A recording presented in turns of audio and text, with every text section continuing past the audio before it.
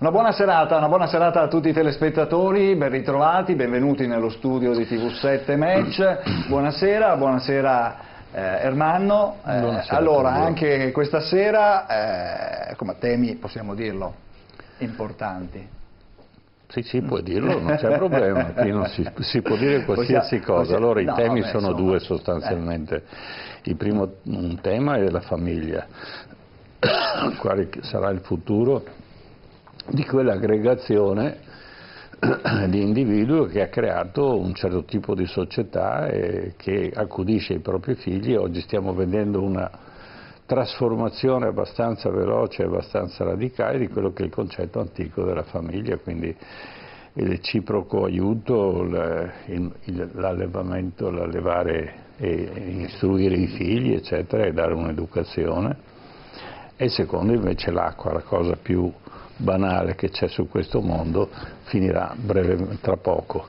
Quindi, e finirà per due motivi: uno perché quella a disposizione sarà totalmente inquinata, seconda perché il cambiamento climatico determina una siccità sempre maggiore, lo stiamo vivendo in questi giorni, quindi parliamo dell'acqua per questo motivo. Certo, e anche nella giornata, il 22 marzo, la giornata mondiale dell'acqua, un 22 marzo che arriva appunto in un periodo climatico particolare. Presentiamo gli ospiti. Allora, buonasera all'avvocato Francesca Gislona. Buonasera, avvocato, si occupa di diritti della persona e della famiglia. Buonasera, grazie di essere qua. Buonasera a Oscar Miotti, buonasera. Vicepresidente dell'Ordine degli Psicologi del Veneto. Buonasera, grazie anche a lei della sua presenza. Buonasera a Massimiliano Zannini, rappresentante del popolo della famiglia. Buonasera anche a lei e grazie di essere qui nei nostri studi. Allora, prima di affrontare il tema della famiglia, che è stato un tema caldo in questi giorni, perché c'è un dibattito molto acceso per un congresso mondiale che si terrà la settimana prossima a Verona, noi come sempre abbiamo uno spazio dedicato alla storia. Iniziamo così questa nostra trasmissione, sentiamo di che cosa parliamo nella sigla di Memorandum.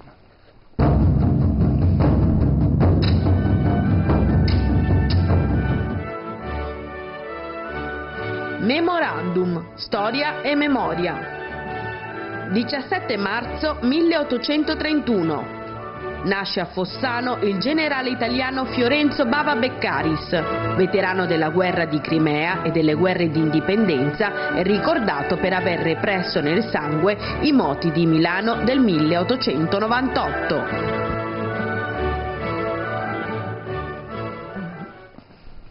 Bene, allora questa sera ricordiamo questa figura, questo militare, questo generale Fiorenzo Bava Beccaris. La ricorrenza è della nascita, però appunto Beccaris viene ricordato soprattutto per questi eventi del 1898, ma introduciamo l'argomento con un breve servizio, sentiamolo.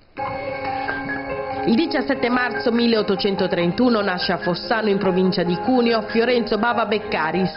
È stato un generale dell'esercito italiano conosciuto soprattutto per aver guidato la sanguinosa repressione dei moti di Milano del maggio 1898. Un aumento del costo del grano da 35 a 60 centesimi al chilo, decisa dal Regno d'Italia, fu il pretesto per le prime agitazioni di quella che sarà denominata la protesta dello stomaco. Fu proclamato lo stato d'assedio e Bava Beccaris, in qualità di regio commissario straordinario, fu incaricato di ristabilire l'ordine. La repressione dei moti fu estremamente violenta. I soldati del generale spararono anche con un cannone contro operai, donne e uomini che avevano preso parte alla protesta. Decine i morti, centinaia i feriti. Per come aveva gestito la situazione, Beccaris fu insignito con la croce di grande ufficiale dell'ordine militare di Savoia e ricevette con un telegramma le congratulazioni da parte del re e diventò senatore. Per le masse di lavoratori Bava Beccaris diventò invece noto come il macellaio di Milano.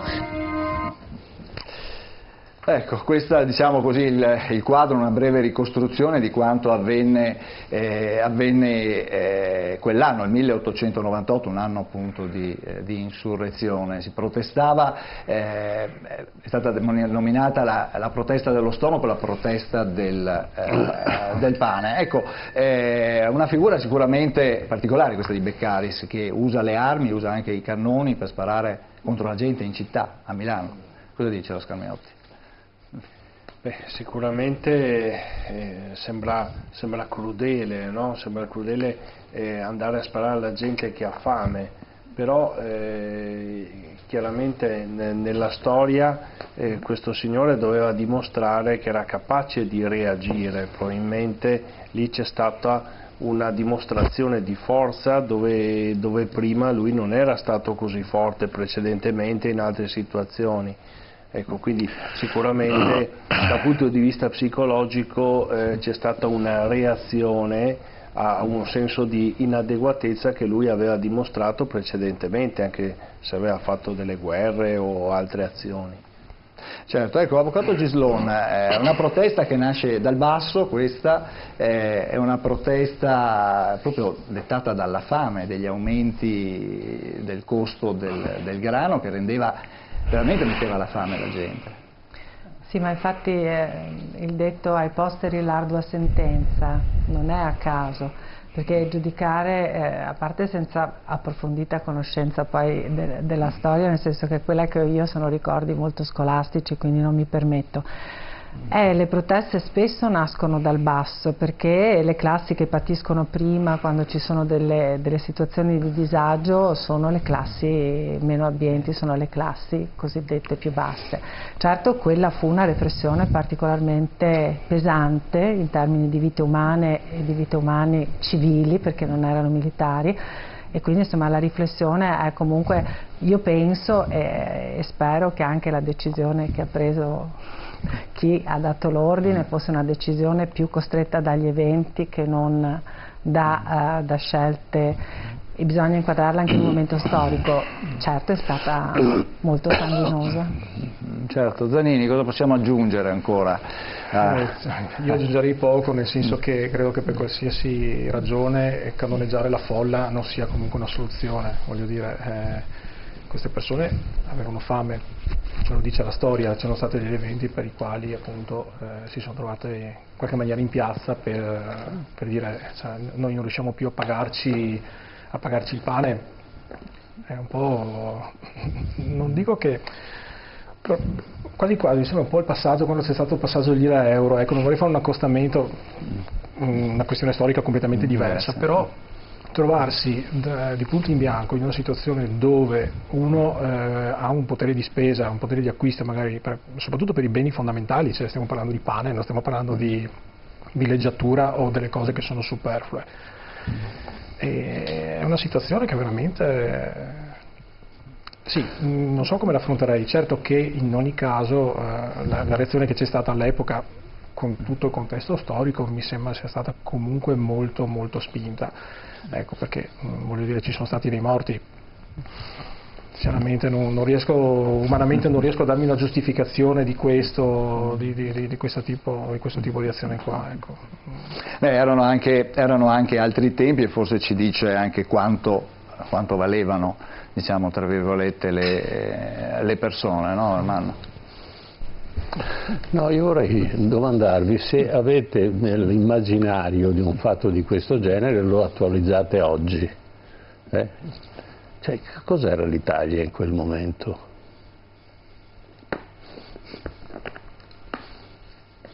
Bella domanda, eh? Infatti. Cioè, un italiano che viene preso a cannonate perché vuole mangiare il pane?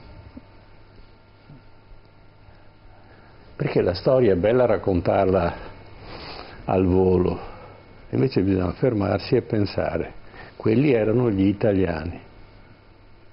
E c'è uno che dopo la cosiddetta unità d'Italia, che in realtà si chiamava Unità Regno di Sardegna, perché finché è vissuto Vittorio Emanuele II, che noi chiamiamo Re d'Italia, lui diceva io sono Re di Sardegna,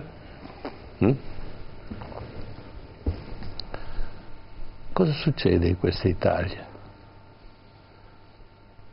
Succede che il meridione vengono massacrati decine di migliaia, forse centinaia di migliaia di nuovi italiani e uno dice fatta l'Italia, adesso facciamo gli italiani come se gli italiani non esistessero e dobbiamo costruirli. E questa è stata la storia d'Italia. E qualcuno cita questo detto come se fosse una cosa patriottica. Gli italiani erano quelli che abitavano l'Italia, ognuno con le sue diversità. L'unità d'Italia è stata fatta come si tenta di fare adesso l'Europa. Non vogliamo le diversità, vogliamo fare una massa, un mucchio, e non rispettiamo le diversità. Perché ciascuno di noi ha una propria economia. La Grecia aveva una propria economia che non era poi disastrosa come l'hanno ridotta e come tentano di ridurre l'Italia. E questo era successo. I milanesi si ribellano, mica perché sono dei rivoluzionari, perché vogliono mangiare il pane. Ma perché non si può mangiare il pane? Perché c'è la tassa sul grano e c'è la tassa sul sale, sono due beni di prima necessità che altrimenti uno non sopravvive. Se non mangia sale, c'era una malattia che non esiste più, era lo scorbuto, cioè la gente moriva perché gli si attaccavano pezzi di pelle perché mancavano di vitamine e di sali necessari, indispensabili perché il nostro organismo stesse tutto bello compatto. Venivano via le unghie e questa è l'unità d'Italia, non c'era prima. L'Italia viene vessata da questa unità e addirittura questo generale viene fatto senatore, avrà una pensione fantastica di 7.000 lire al mese e allora i soldi erano soldi. E ci rendiamo conto cos'era l'unità. Siamo a 37 anni circa dopo la dichiarata unità d'Italia. Ed è una cosa orripilante. Gli italiani sono vessati, sono sfruttati fino all'ultimo.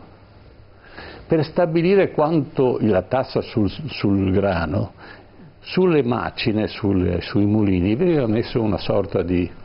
Ogni giro di macina della ruota del mulino scattava un numero e quindi tanto giri di ruote e tanto era la tassa. Addirittura c'erano i mulini clandestini per evitare di andare a pagare le tasse.